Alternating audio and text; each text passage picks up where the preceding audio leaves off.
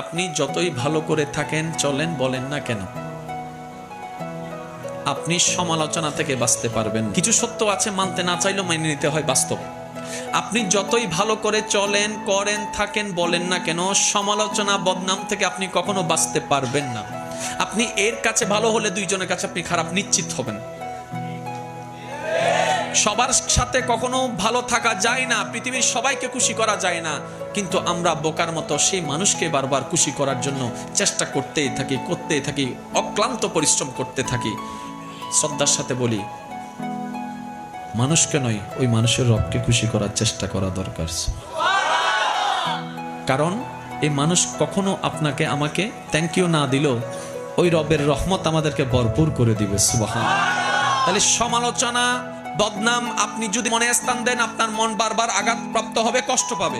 তাহলে যেই জিনিস আমাকে বারবার আঘাত দিবে সেটা আমার রাখার দরকার নাই। সেজন্য সবাইকে শুধু ক্ষমা করতেই থাকবেন। মনে রাখবেন, যে ক্ষমা যত বেশি করতে থাকে তে তত বেশি সুখে শান্তিতে থাকতে